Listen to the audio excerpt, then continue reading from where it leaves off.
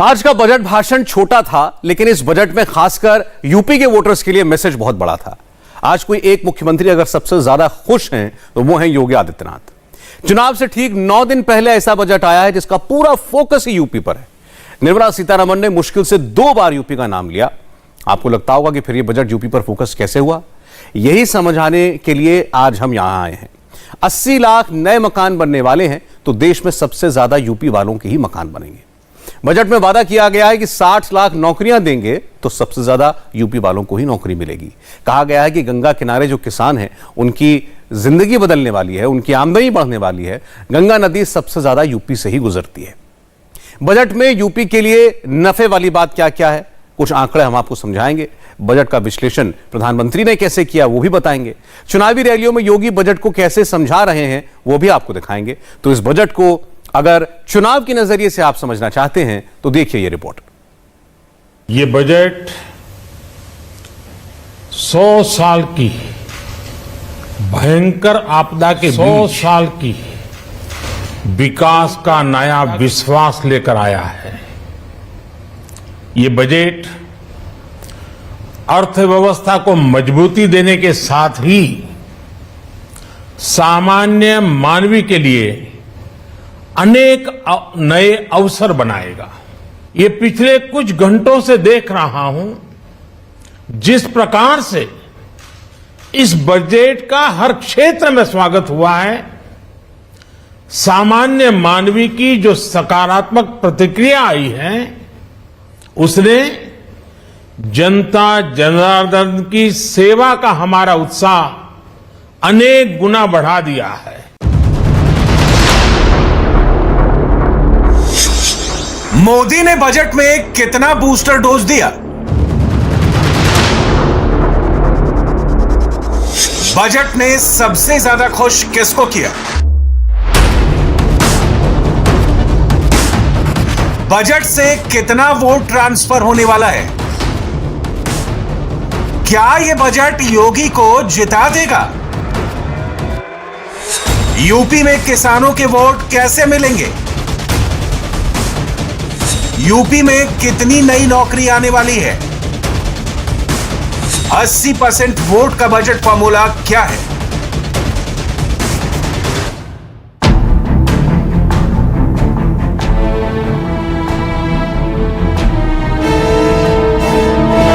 सब कुछ बताएंगे, डिटेल में समझाएंगे, मगर सबसे पहले इंडिया से लेकर अब्रॉड में चल रहे टॉप ट्रेंड से शुरू करते हैं। संसद में वित्त मंत्री का भाषण खत्म हुआ तो सबसे ज्यादा क्या ट्रेंड आया? सोशल मीडिया पर क्या हैशटैग चला? कागज कलम निकाल लीजिए, सीक्वेंस मिला लीजिए, ट्रेंड को समझ लीजिए, क्योंकि ट्रेंड को पकड़ेंगे तभी यह समझ में आएगा कि मोदी ने क्या सोचकर ऐसा बजट बनाया। सोशल मीडिया हैशटैग बजट 2022 के बाद सबसे ज्यादा चला हैशटैग क्रिप्टो करेंसी। वित्त मंत्री ने भारत की अपनी डिजिटल करेंसी यानी डिजिटल रुपी लाने का बड़ा ऐलान किया है। इनकम टैक्स के स्लैब में तो कोई बदलाव नहीं हुआ, लेकिन वर्चुअल डिजिटल एसेट पर 30% का इनकम टैक्स लगाकर मोदी ने बहुत बड़ा कदम उठा दिया है। सोशल मीडिया पर इसीलिए 30% टैक्स का हैशटैग भी वायरल हुआ। बजट के बाद इतना क्रिप्टो क्यों हो रहा है? क्या है ये डिजिटल रुपया? मोदी के फैसले से आपकी जेब में कितना माल जाएगा? हिंदुस्तान के करोड़ों लोगों ने अब तक क्रिप्टो और बिटकॉइन सिर्फ सुना था। अब पहली बार रिजर्व बैंक अपनी डिजिटल करेंसी लाने वाला है। यह डिजिटल रुपया इसी साल अप्रैल के बाद आएगा। डिजिटल रुपया को आप छू नहीं पाएंगे। डिजिटल रुपया को आप बटुए में नहीं रख पाएंगे। एटीएम में जाकर डिजिटल करेंसी निकाल नहीं पाएंगे। फिर भी खाते में डिजिटल रुपया होगा तो उससे सारे काम होंगे। डिजिटल करेंसी से मनपसंद सामान खरीद पाएंगे। डिजिटल करेंसी से डिजिटल इकोनॉमी को बूस्ट अप मिलेगा। करेंसी मैनेजमेंट सिस्टम काफी सस्ता हो जाएगा। भारत का अपना डिजिटल रुपया ब्लॉकचेन की उसी टेक्नोलॉजी को यूज करके बनाया जाएगा जिस पर बिटकॉइन और दूसरी क्रिप्टो करेंसी बनी है। मोदी सरकार ने बिटकॉइन पर बैन लगाने की बात नहीं कही है, लेकिन उससे होने वाली इनकम पर 30% का टैक्स लगेगा। डिजिटल एसेट के लेन देन पर 1% का टीडीएस भी लगेगा। यानी सरकार ने आम आदमी पर कोई नया टैक्स लगाए बिना भी अपनी आमदनी बढ़ाने का रास्ता खोज लिया है।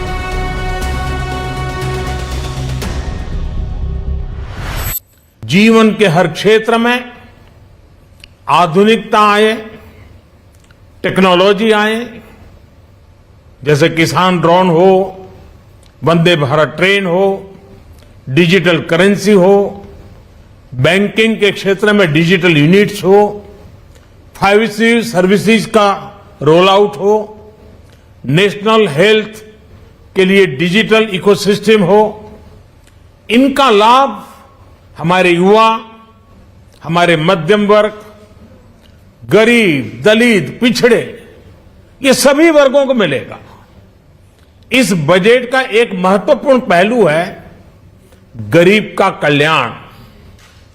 हर गरीब के पास पक्का घर हो, नल से जल आता हो, उसके पास शौचालय हो, गैस की सुविधा हो, इन सभी पर विशेष ध्यान दिया गया है। इसके साथ ही आधुनिक इंटरनेट कनेक्टिविटी पर भी उतना ही जोर है। आपने बहुत से लोगों को सुना होगा कि मोदी सरकार ने इनकम टैक्स का स्लैब नहीं बढ़ाया, आम आदमी को राहत नहीं दी। वित्त मंत्री ने आज टैक्स का पूरा कैलकुलेशन समझाया। मैंने टैक्स इंक्रीज नहीं किया, वो बात मैं दोहराना चाहती हूं। लास्ट ईयर भी, इस साल भी एक भी पैसा टैक्स के द्वारा मैंने एडिशनली कमाने के लिए कोई कोशिश नहीं की।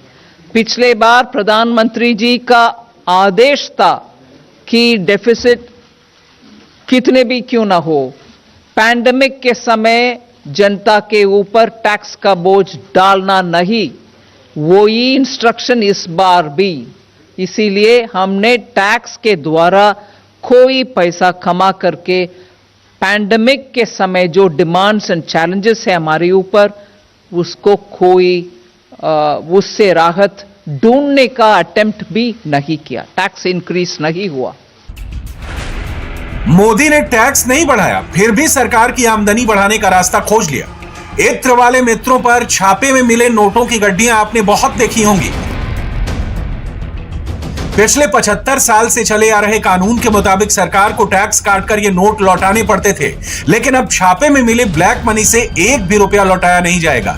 छापे में जो भी मिलेगा वो सारा का सारा जब्त हो जाएगा।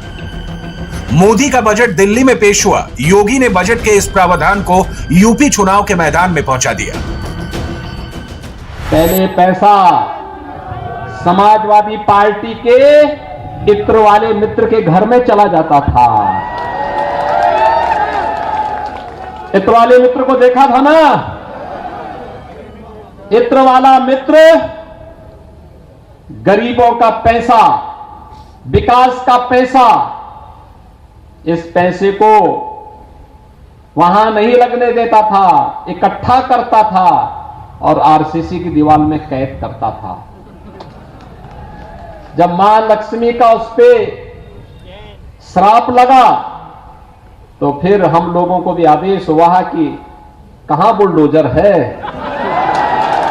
तो भाइयों बहनों, आपने देखा होगा वो आरसीसी की इतनी मोटी मोटी दीवारें थी और बुलडोजर जब उस पे चला, नोट की ढेर की गड्डियां पहाड़ बाहर निकलते हुए दिखाई दे रहे थे। ये गरीब का पैसा था, विकास का पैसा था। यूपी में चुनाव है, नौकरी की चर्चा है। अखिलेश यादव नौकरी कर रहे हैं। सरकार बनते ही अखिलेश नौकरी देने का वादा करते घूम रहे हैं, लेकिन नौकरी कैसे बढ़ेगी, इसका ब्लूप्रिंट मोदी ने बजट में दिखाया।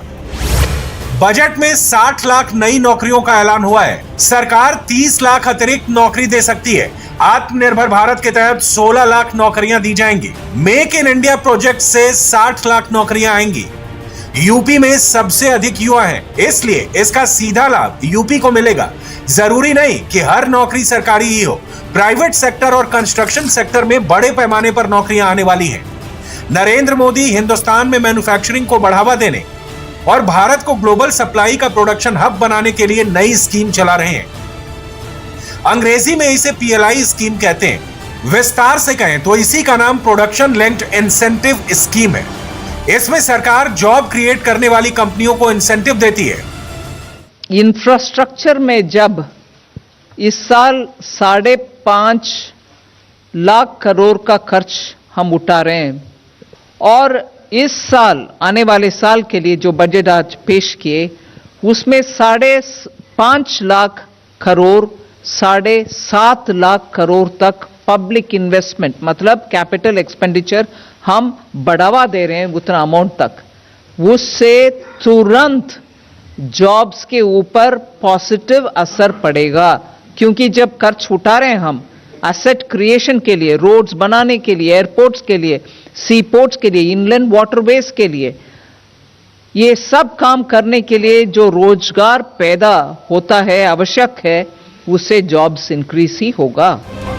मोदी के बजट से यूपी में कितना असर पड़ेगा, यूपी में कितना रोजगार बढ़ेगा, अब इसे समझते हैं। मोदी गरीबों के लिए 80 लाख नए और सस्ते मकान बनाने जा रहे हैं। सस्ते घर बनाने के लिए 48,000 करोड़ खर्च किए जाएंगे। इसका सबसे ज्यादा फायदा गांव में और छोटे शहरों में होगा। इनमें से अधिकतर मकान उत्तर प्रदेश में बनाए जाएंगे। वार्षिक बजट में मालूम है क्या प्रावधान है? 80 लाख गरीबों के लिए आवास की व्यवस्था, 60 लाख नौजवानों के लिए नौकरी की व्यवस्था, हर घर जल योजना, हर घर में पाइप से शुद्ध पेयजल आरओ का पानी हर घर तक पहुंचाने की व्यवस्था। यानी शुद्ध पेयजल का मतलब आधी से अधिक बीमारी समाप्त। यानी ये प्रावधान किया जा रहा है, केंद्र सरकार के द्वारा किया गया है। प्रधानमंत्री आवास योजना में वैसे तो पूरे देश में मकान बन रहे हैं, लेकिन किसी भी दूसरे मुख्यमंत्री की तुलना में योगी आदित्यनाथ मोदी की स्कीम का सबसे ज्यादा फायदा उठा रहे हैं। पिछले साल भी यूपी में सबसे ज्यादा मकान बने और योगी का वादा है कि दोबारा उनकी सरकार बनी तो वो और ज्यादा घर बनाएंगे। यूपी में ज्यादा मकान बनेंगे तो रोजगार भी बढ़ेगा। पहले हमारे युवाओं के लिए नौकरी निकलती थी और ये डबल जोड़ी की जो आई है ना, 2 लड़कों की जोड़ी, इनमें से एक जोड़ीदार अपने चाचा के साथ वसूली में निकल पड़ते थे। तब मेरठ और सिवाल खास का नंबर नहीं आता था। हमारे समय में तो जब मैं लोकसभा चुनाव में आया था, डॉक्टर सत्यपाल सिंह जी के यहां बागपत के एक गांव में, इन्होंने कहा था मैं यहां से जीतूंगा। मैंने कहा कैसे? इन्होंने कहा चलिए, इस गांव में 27 हमारे जाट नौजवान पुलिस में भर्ती हुए हैं। ये बीजेपी की सरकार के समय हुआ है। पहले तो आपका चेहरा देख करके आपको बाहर कर दिया जाता था, नहीं तुम पुलिस में भर्ती नहीं हो सकते, छांट दिया जाता था क्योंकि सेफाई घराना उसमें हावी हो जाता था। लेकिन भाइयों बहनों, आज मैं आप सबसे कहने के लिए आया हूं, 5 लाख नौजवानों को सरकारी नौकरी दी, कानून व्यवस्था की बेहतर स्थिति हुई तो लोगों ने निवेश किया। 1,61,00,000 नौजवानों को हम लोगों ने रोजगार और नौकरी के साथ जोड़ा। यूपी में चुनाव की गर्मी शुरू होने से पहले सबसे ज्यादा चर्चा किसानों की हो रही थी। विपक्ष आज भी आरोप लगाता है कि 2022 आ गया लेकिन किसानों की आमदनी दोगुनी नहीं हुई। इसके बावजूद मोदी और योगी किसानों के वोट को लेकर आश्वस्त दिख रहे हैं। ऐसा क्यों है? किसान फ्रंट पर बजट से योगी को कितना फायदा हो रहा है उसे समझते हैं। नरेंद्र मोदी सरकार एमएसपी पर खरीद बढ़ा रही है, यूरिया खाद पर सब्सिडी दी जा रही है, साल में 6,000 रुपए की सम्मान निधि हर किसान के खाते में डाली जा रही है, बिजली बिल कम करने के लिए खेतों में सोलर पैनल लगाने के लिए सब्सिडी दी जा रही है, किसान चाहे तो ग्रिड को बिजली बेचकर कमाई भी कर सकते हैं, खेतों के पास ही फूड प्रोसेसिंग यूनिट लगाने के लिए सरकार सब्सिडी बढ़ा रही है। मोदी गंगा किनारे ऑर्गेनिक फार्मिंग को बढ़ावा देंगे, इससे यूपी के 27 जिलों में किसानों को फायदा होगा। बुंदेलखंड में केन और बेतवा को जोड़कर मोदी पानी की समस्या हल करेंगे। केन बेतवा को जोड़ने से 9 लाख हेक्टेयर सूखी जमीन को पानी मिल सकेगा। भारत के कोटि कोटि जनों की आस्था मां गंगा की सफाई के साथ साथ किसानों के कल्याण के लिए एक महत्वपूर्ण कदम उठाया गया है। उत्तराखंड, उत्तर प्रदेश, झारखंड, बिहार, पश्चिम बंगाल इन राज्यों में गंगा किनारे नेचुरल फार्मिंग को प्रोत्साहन दिया जाएगा। इससे मां गंगा की सफाई का जो अभियान है उसमें मां गंगा को केमिकल मुक्त करने में भी बहुत बड़ी मदद मिलेगी।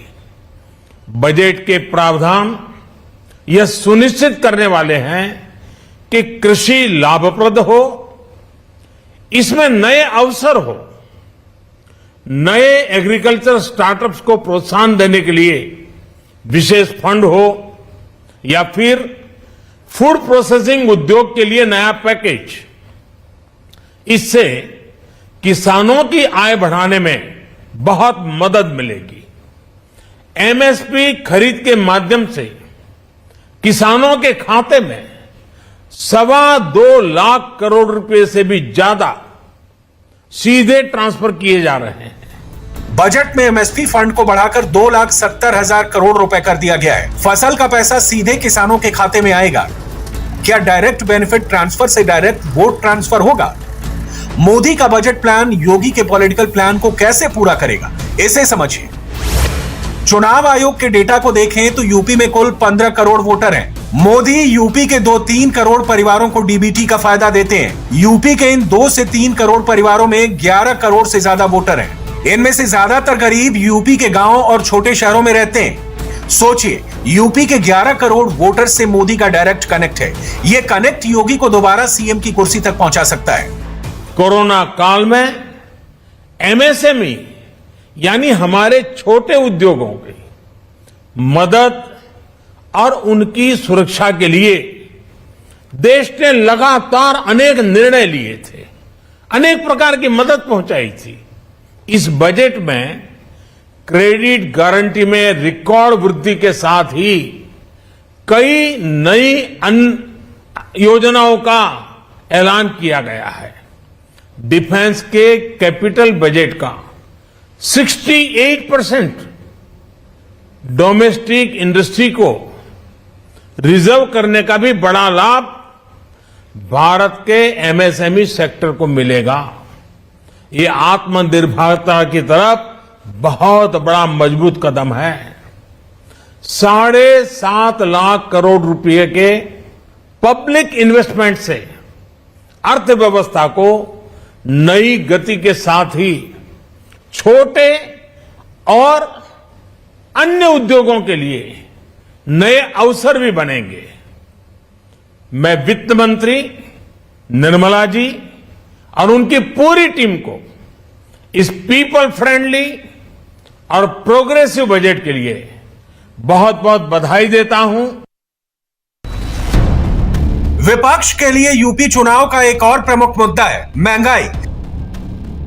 लेकिन पिछले 7 साल में महंगाई बढ़ने का रेट कभी भी 6% से ज्यादा नहीं बढ़ा। यह डबल डिजिट में तो कभी पहुंचा ही नहीं। कच्चा तेल महंगा होने के बाद भी पेट्रोल डीजल महंगा नहीं किया जा रहा। एक्साइज ड्यूटी और वैट में कटौती के बाद पेट्रोल डीजल पहले से ही सस्ता हुआ है।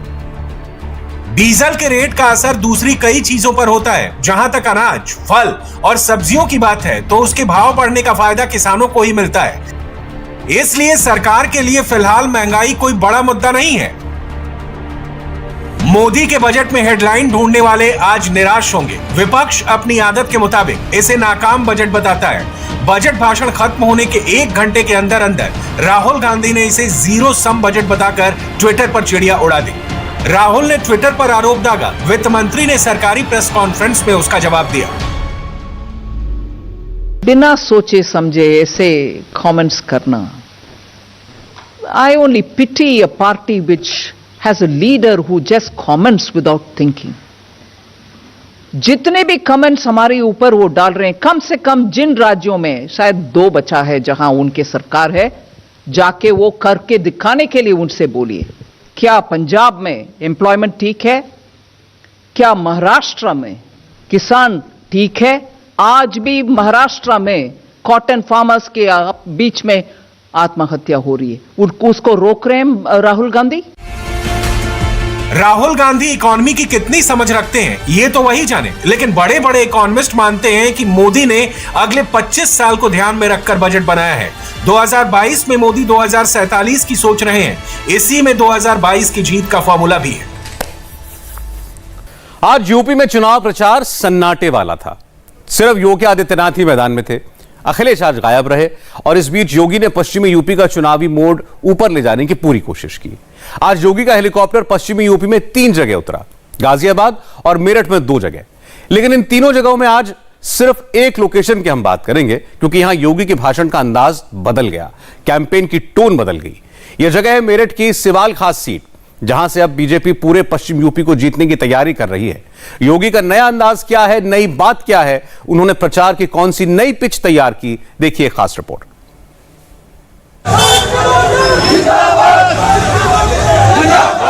Bharatiya Janata party, Bharatiya Janata party. सिवाल खास में ऐसा क्या खास है?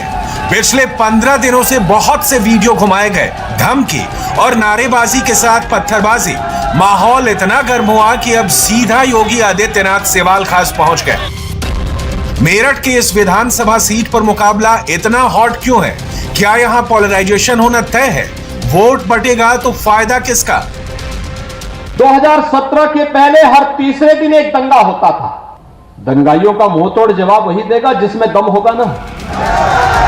सिवाल खास के तिकड़म में हिंदू मुस्लिम वोट वाला फैक्टर है, जाट वोट का भी कैरेक्टर है। सवाल है, जहां जाट और मुस्लिम मिलाकर 50% से ज्यादा वोटर हैं, क्या वहां वोट बैंक बिखर जाएगा? जब संकट था तभी 2 लड़कों की जोड़ी गायब थी। एक लखनऊ से जाटों को पिटवा रहा था, झूठे मुकदमों में उन्हें जेल के अंदर ठूस रहा था। गौरव और सचिन जैसे 9 युवक मारे जा रहे थे, तो व्यक्ति उन दंगाइयों को अपने मुख्यमंत्री आवास पे बुला करके सम्मानित करता था। आज शर्म नहीं आती इन लोगों को आपके पास आकर के फिर से गुहार करने की? दिन ही नहीं खुल रहा। हो सकता है कि जो योगी जी कह गए थे ना कि गर्मी ज्यादा हो रही है, सर्दी लाऊंगा, ये सारा काम लखनऊ से हो रहा होगा। ना जाने उनको कौन सी गर्मी दिख रही है पश्चिम में, वो यहाँ के लोगों का मिजाज नहीं जानते।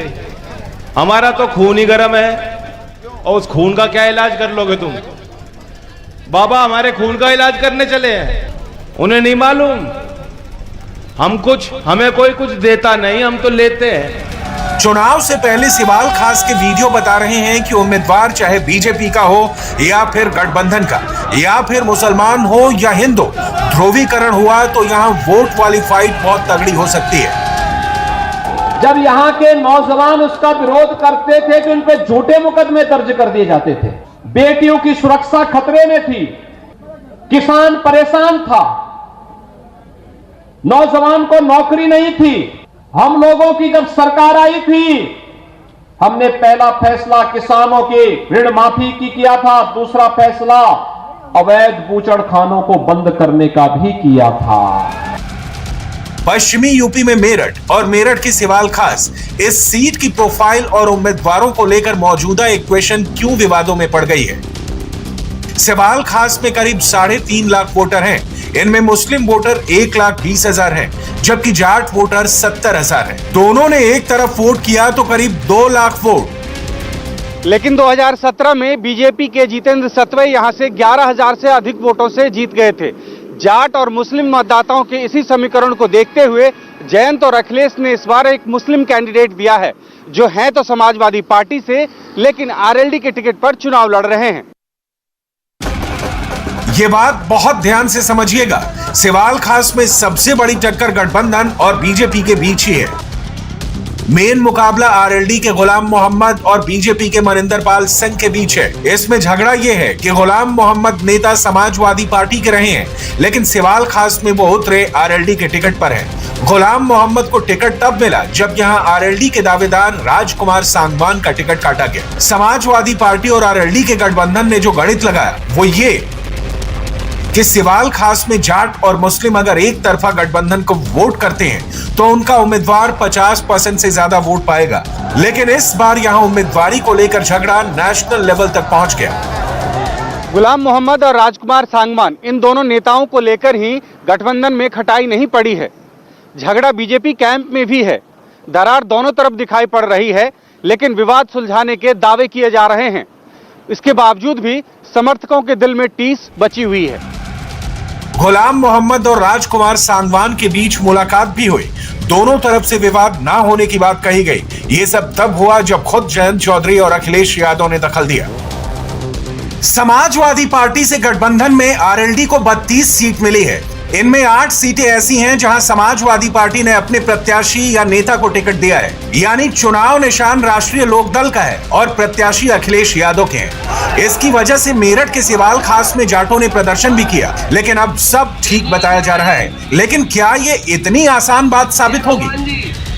चुनाव के प्रत्याशी घोषित होने के बाद लोगों ने दूसरी बात करनी प्रारंभ कर दी और कुछ लोगों ने तो प्रत्याशी घोषित होने के बाद वे इतने भयभीत हुए कि उन्होंने अपने प्रत्याशी भी बदल करके यहां पर पूरे समुदाय को एक बार फिर अपमानित करने का काम किया था। अभी मुजफ्फरनगर के दंगों के घाव शांत नहीं हुए थे कि प्रत्याशी बदल करके उन्होंने साबित कर दिया कि जब भी उनको अवसर मिलेगा तो किसी दंगाई को और किसी पेशेवर माफिया और अपराधी को संरक्षण देने में उनको कोई शर्म नहीं आने वाली, कोई निर्लज्जता नहीं होने वाली है। सब कुछ दांव पे लगा है, सब कुछ दांव पे लगा है। एक एक वोट कीमती है।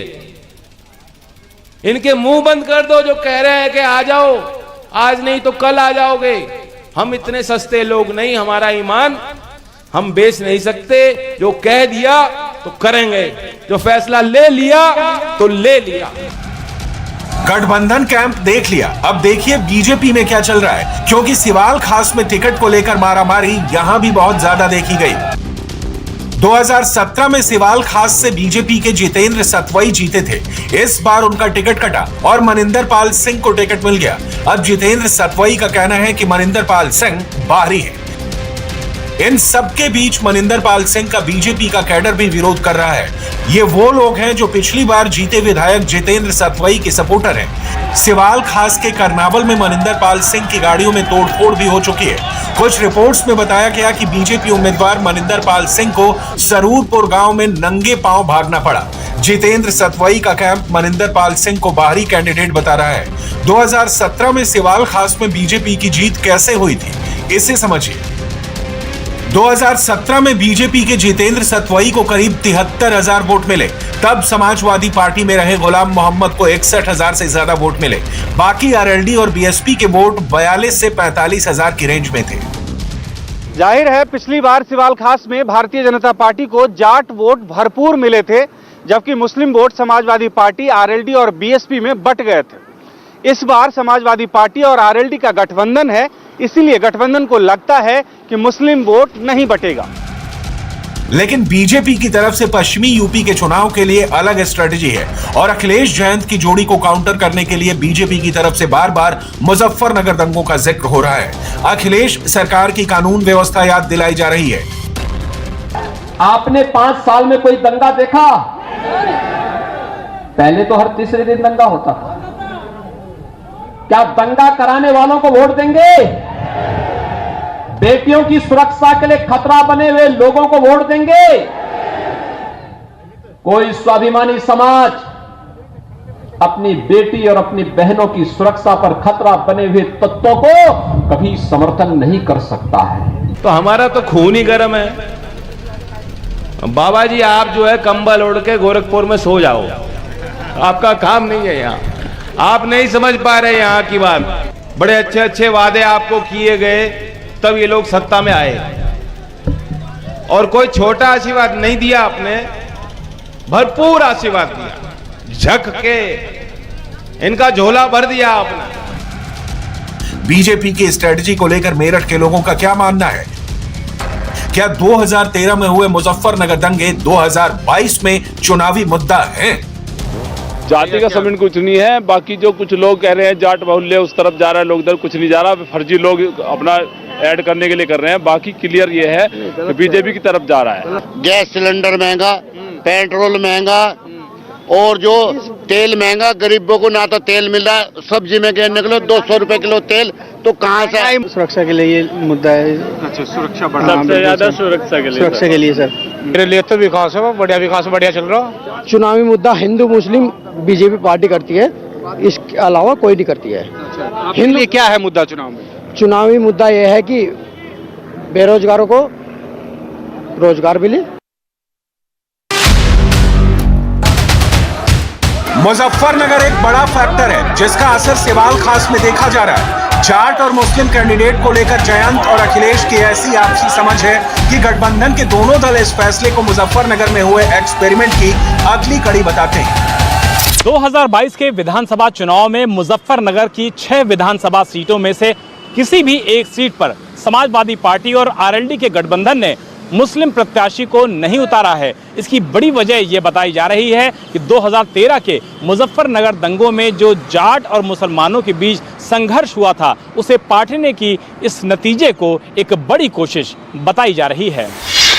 मुजफ्फरनगर में 6 असेंबली सीट है और यहाँ 41% मुस्लिम वोटर हैं, लेकिन हर सीट पर गठबंधन ने हिंदू उम्मीदवार उतारे हैं। इसे वोट ट्रांसफर होने को लेकर कंफ्यूजन या भरोसे की कमी भी कह सकते हैं, जो अखिलेश और जयंत गठबंधन को हो सकती है, और वो मुजफ्फरनगर में कोई चांस लेना नहीं चाहते। जाति का समीकरण कुछ नहीं है, बाकी जो कुछ लोग कह रहे हैं जाट बाहुल्य उस तरफ जा रहा है, लोग इधर कुछ नहीं जा रहा, फर्जी लोग अपना ऐड करने के लिए कर रहे हैं। बाकी क्लियर ये है कि बीजेपी की तरफ जा रहा है। गैस सिलेंडर महंगा, पेट्रोल महंगा, और जो तेल महंगा, गरीबों को ना तो तेल मिल रहा है, सब्जी में गए निकलो 200 रुपए किलो तेल। सुरक्षा के लिए ये मुद्दा है। अच्छा, सुरक्षा सबसे ज्यादा सुरक्षा के लिए सर मेरे लिए तो विकास है, बढ़िया चल रहा। चुनावी मुद्दा हिंदू मुस्लिम बीजेपी पार्टी करती है, इसके अलावा कोई नहीं करती है। हिंदू क्या है मुद्दा चुनाव में? चुनावी मुद्दा यह है कि बेरोजगारों को रोजगार मिले। पश्चिमी यूपी की वोटिंग में मुजफ्फरनगर मुद्दा बने या ना बने, लेकिन इसकी चर्चा मेरठ तक हो रही है। पहले फेज में पश्चिमी यूपी की 58 सीटों पर जो वोट डाले जाएंगे, उनमें मेरठ की 7 सीटें भी होंगी। इनमें सिवाल खास भी है, हस्तिनापुर है, किठौर है, मेरठ कैंट है, मेरठ शहर है, मेरठ दक्षिण है और सरधना भी है। सरधना में बीजेपी के संगीत सोम उम्मीदवार हैं और कुछ दिन पहले उनके काफिले को लेकर भी इलाके में वैसे ही विरोध हुआ था, जैसे सिवाल खास में और बाकी जगह बीजेपी नेताओं के सामने प्रदर्शन हुआ है। अब सरधना में आपसी रंजिश में हुई एक हत्या में हिंदू मुस्लिम एंगल आया तो वो थाने के सामने प्रदर्शन कर रहे लोगों के बीच पहुंच गए। पश्चिमी यूपी की दो तरफा देखी जा रही है और ये लड़ाई 2 पिचों पर लड़ी जा रही है। जहां बीजेपी मुजफ्फरनगर दंगों की याद दिला रही है, कैराना में पलायन की बात कर रही है, तो समाजवादी पार्टी और आरएलडी जाट मुस्लिम एकता की बात कर रही है। पहले हमारे युवाओं के लिए नौकरी निकलती थी और ये डबल जोड़ी की जो आई है ना, 2 लड़कों की जोड़ी, इनमें से एक जोड़ीदार अपने चाचा के साथ वसूली में निकल पड़ते थे, तब मेरठ और सिवाल खास का नंबर नहीं आता था। 1970 में उत्तर प्रदेश में गुंडा कानून चौधरी चरण सिंह की कलम थी, वो कानून उन्होंने बनाया था। बाबा जी, आपने कोई कानून नहीं बना रखा। और योगी बाबा जो कह रहे हैं कि इनकी गर्मी निकाल दूंगा और मई जून में शिमला जैसी ठंड हो जाएगी, मुझे लग रहा है कि पिछले हफ्ते जो एक शीत लहर आई थी, इनका माथा बहुत बड़ा है, इन्हीं को ठंड लग गई। बहुत चोरी, ऐसा भर भर के वोट दो, ईवीएम की मशीन को ऐसा भर के दो, नलके के बटन, हैंडपंप के बटन को ऐसा दबाओ कि भारतीय जनता पार्टी की जो चर्बी चढ़ रही है, सारे नेताओं की चर्बी उतार दो आप। हम लोग पैसा दे रहे हैं, पहले भी सरकारें दे सकती थी, एक गरीब का राशन दे सकती थी। कहां जाता था पैसा? इत्र वाले मित्र के घर में। और फिर ये लोग एक साथ घूमने यूरोप भी जाते थे, यूरोप घूम के आते थे, और जब असलियत खुली तो कहा कि नहीं, हमारे इत्र वाले मित्र से कोई संबंध नहीं। जब लोगों ने, पत्रकारों ने फोटो दिखाई तो कहते थे तो पुराना फोटो है। अब ये लोग रोज एक नया सहारा ढूंढते हैं। पहला चुनाव आया तो पहले चुनाव में इन्होंने 2 लड़कों की जोड़ी प्रदेश में आई थी, बड़ा बड़ा हल्ला किया था, बहुत प्रचार किया था, जनता ने ठेंगा दिखा दिया। आज फिर बदल करके दो लड़कों की जोड़ी फिर आ गई है। ये दो लड़कों की जोड़ी वही है, एक लखनऊ से दंगा करा रहा था, एक दिल्ली से तमाशा देख रहा था। याद करिए 2013 में, 2014 में जब मुजफ्फरनगर के दंगे हुए थे, मेरठ में उपद्रव हुआ था, तब ये दंगा कराने वाले और तमाशा देखने वाले दोनों लड़कों की जोड़ी गायब थी। राजनीति में कभी 2 और 2 4 नहीं होता। अखिलेश और जयंत ने वेस्ट यूपी में जाट और मुस्लिम का गठजोड़ करके बीजेपी को चुनौती देने की रणनीति तो बनाई है, लेकिन जमीन पर स्थिति अलग हो सकती है, क्योंकि 2019 के लोकसभा चुनाव में भी मायावती और अखिलेश ने देश का सबसे बड़ा जातीय और सामाजिक गठबंधन किया था, लेकिन बीजेपी फिर भी जीत गई थी और बम्पर वोटों से जीती थी। तो क्या इस बार भी 2019 दोहराया जाएगा या फिर 2022 में तस्वीर कुछ अलग होगी?